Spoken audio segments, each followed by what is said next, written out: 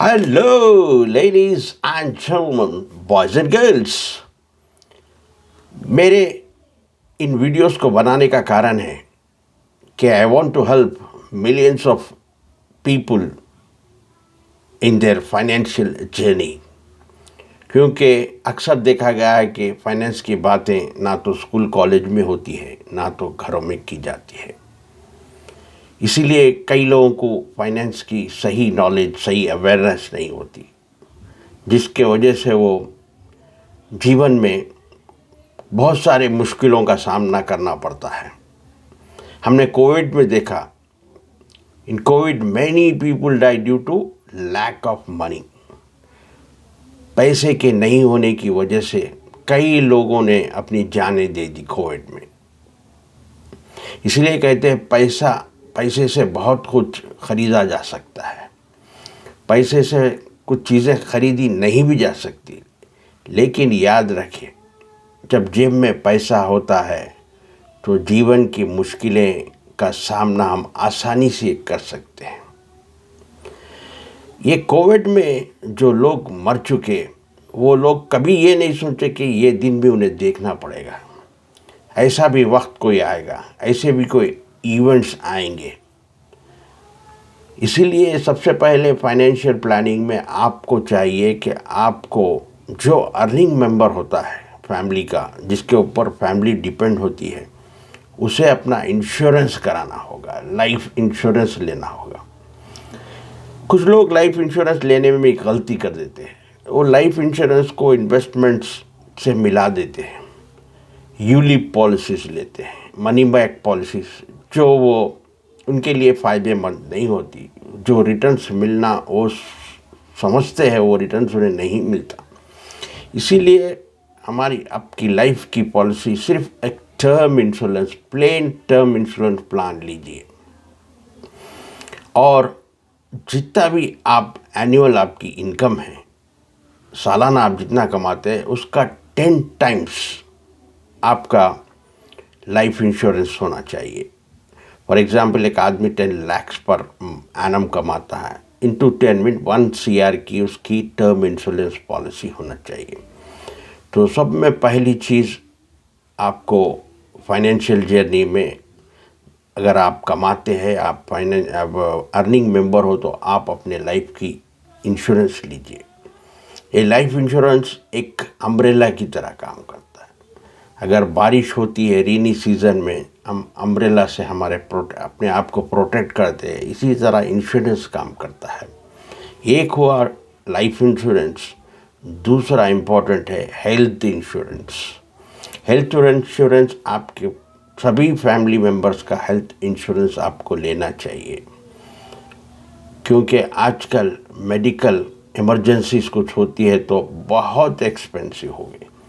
उसके लिए कौन सा वक्त कब आता आपको पता नहीं। आपका और अपने फैमिली का प्रोटेक्शन होना ज़रूरी है। जो अम्ब्रेला की तरह, जो बारिश में आपको प्रोटेक्शन देती है, एक अम्ब्रेला, छतरी, उस तरह काम करता है।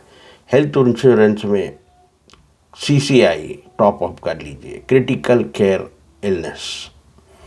आजकल क्रिटिकल इलनेसेस भी बहुत सुनने में आ रहे हैं, कैंसर जैसे हुआ, लिवर ट्रांसप्लांट, किडनी ट्रांसप्लांट, ये सब चीज़ें क्रिटिकल केयर इंश्योरेंस में कवर्ड होते हैं। तो इन चीज़ों से अपने आप को पहले आप सिक्योर कर लीजिए, ताकि आपका सेव करा हुआ पैसा ऐसे अनसर्टन इवेंट्स में आपको पूरी सेविंग्स ख़त्म ना कर दे। उसके बाद आता है, लोग अक्सर जो पुरानी कहावत है, आमदनी अठन्नी खर्चा रुपया, इसलिए कभी भी याद रखिए, your spending should always be less than your earnings. इसी के कारण लोगों के जेब में पैसा नहीं होता।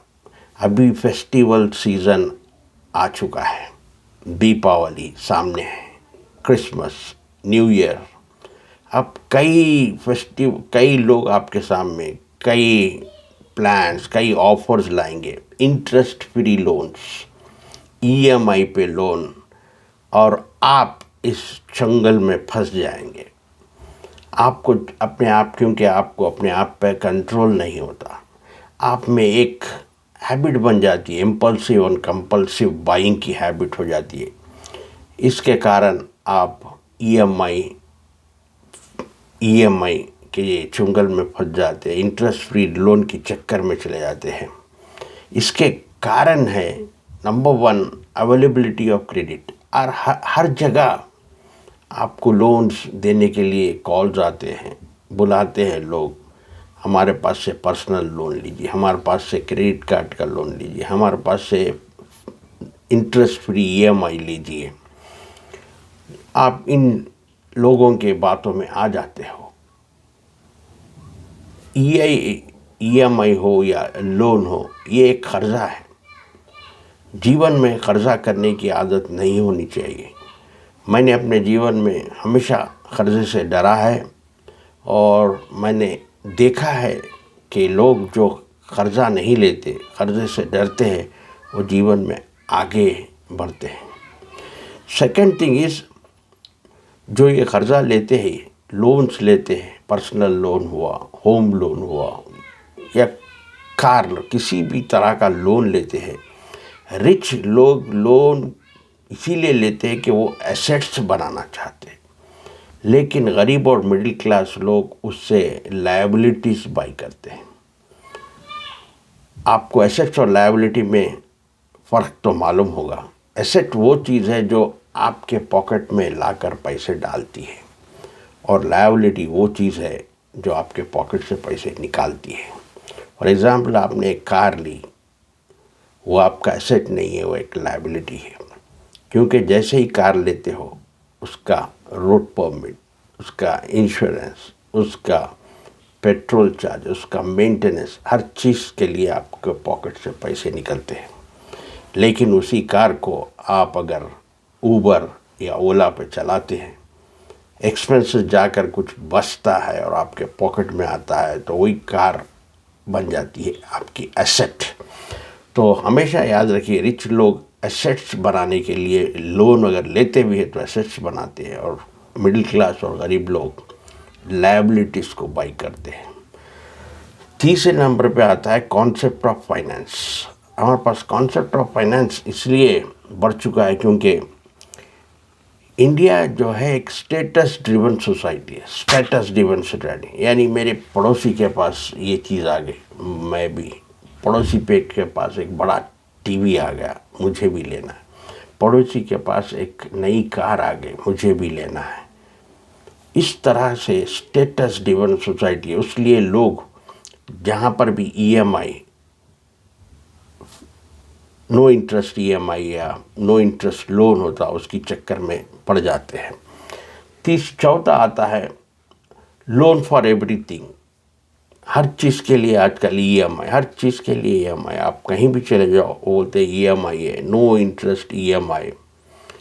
कई कॉल्स आते हैं, लेकिन होता ये है, अब जब आप ले तो लेते हैं, लेकिन आप डिफ़ॉल्टर बन जाते हो। जब आप उसे पे बैक नहीं कर सकते, पहले तो रिकवरी के लोगों को घर तक भिजाया जाता था, रिकवरी एजेंट्स आते थे रिकवर करने के लिए, लेकिन आजकल का थोड़ा वो लोग भी सिस्टम चेंज कर चुके हैं।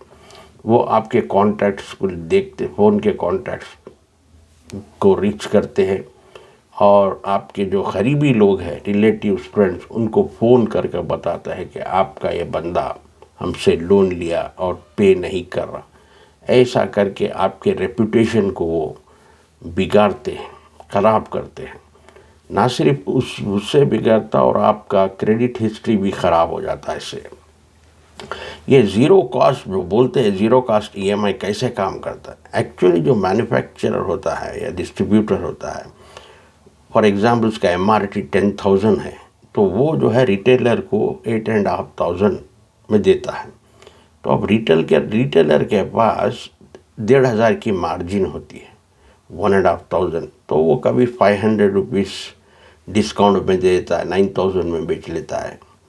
यानी 1,000 रुपीज़ वो बनाने के चक्कर में 9,000 यानी में बेच लेता है, 500 उसे मिल जाते हैं, या 1000 बनाने में 9,500 में बेच लेता है, जहाँ पर उसे 1000 का प्रॉफिट हो जाता है।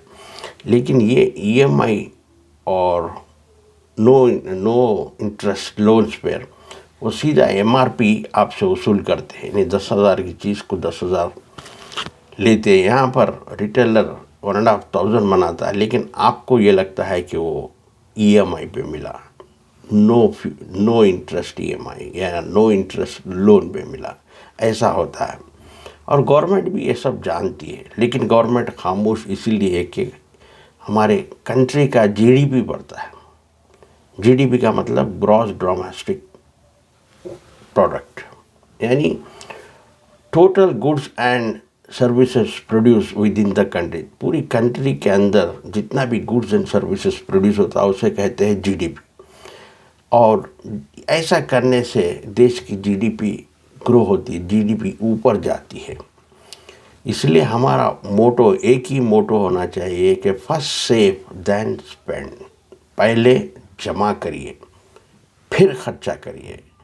Spending within your means, यानी आपके जितनी, बोलते हैं ना, वो जितनी चादर है उतना पैर फैलाओ। Spending within your reach keeps you happy and prosperous. हमेशा याद रखिए, आप विद इन द मीन्स आप स्पेंड करोगे पैसा तो हमेशा खुश रहोगे, हैप्पी रहोगे और जीवन में तरक्की यानी प्रॉस्परस लाइफ गुजार पाओगे, आगे बढ़ोगे और सफलता की चोटियाँ छू सकते हो। तो कैसा लगा आज का वीडियो? अगर कुछ इन्फॉर्मेशन अच्छी लगी तो दूसरों के साथ भी शेयर करिए। इस वीडियो को लाइक कीजिए, चैनल को सब्सक्राइब कीजिए। फिर मिलते हैं एक नई वीडियो के साथ। Until then, take care, God bless you and thank you for watching.